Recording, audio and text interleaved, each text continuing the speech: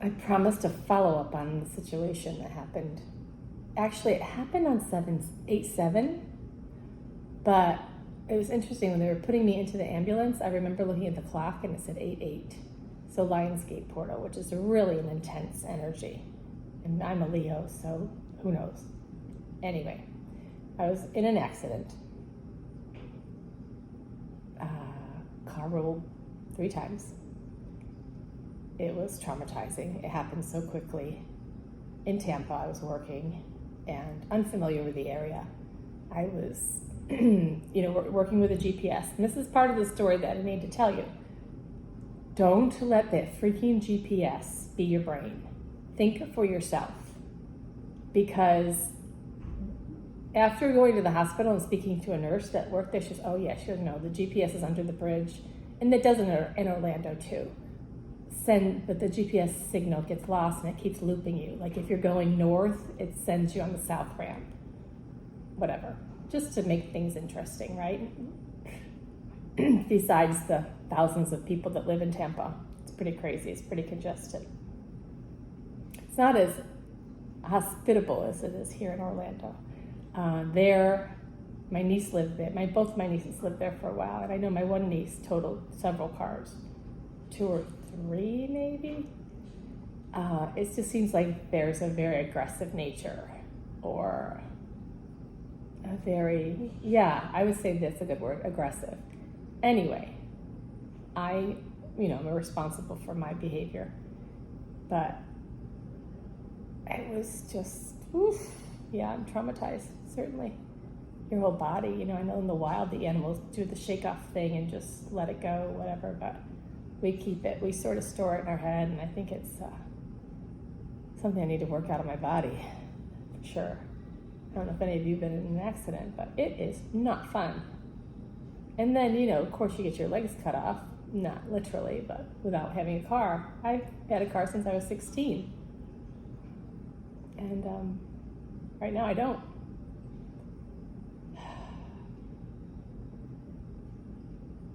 Stupid.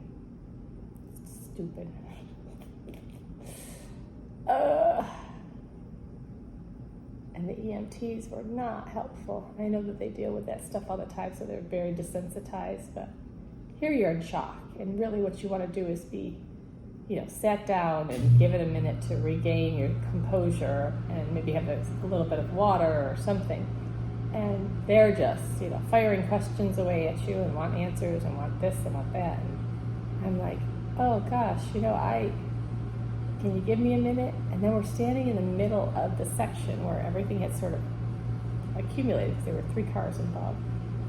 And I said, I don't feel safe being in the middle of the intersection. I really don't. And they're like, and this one guy's like, oh well, as long as you're with us here, you'll be fine.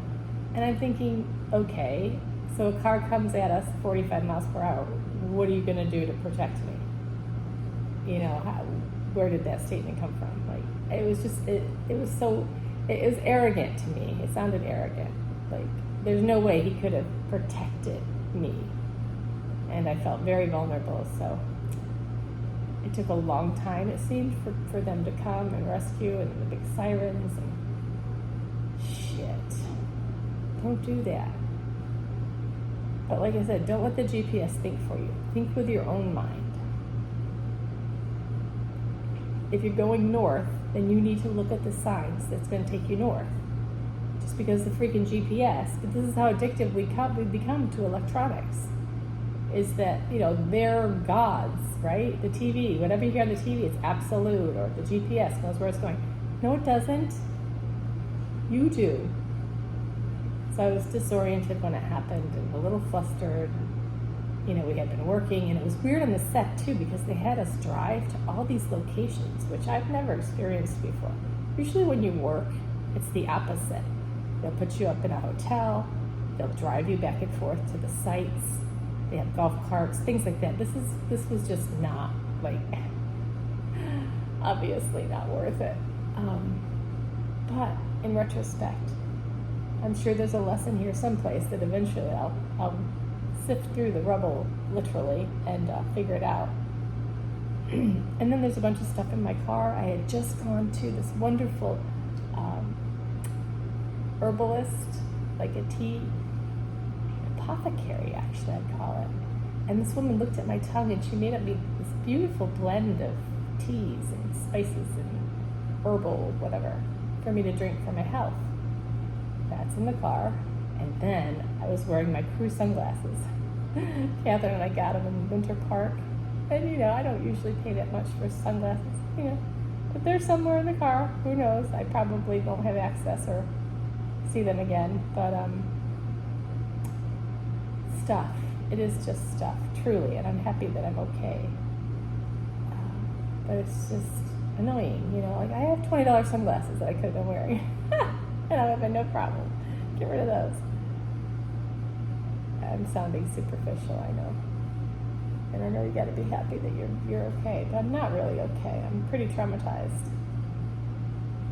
So I'd be loving any sort of advice on how to, like, calm your nervous system down from something like this, or what you did if you were involved with something like this too. It just happens fast, and that's the other part of the moral. It's just, you know, you're born in a day, you're gone in a day. It could have been a different story, very easily. Because you could have. So be careful out there. And the funny part too is I drive like a grandma. I haven't been in an accident ever. This is the first time. And it's just ironic. But I always wait at the lights. I never push through. I never try to be. I'm not an aggressive driver, we'll put it that way. I mean, if anything, you know, my daughter's always like, can you just drive faster? I'm like, no. Especially if I have her in the car or somebody else. There's no way. I drive very carefully. And I'm a good driver. New Yorkers are good drivers. We actually learn how to drive. It's really cool. Be careful. Send me prayers. I appreciate it. Thank you.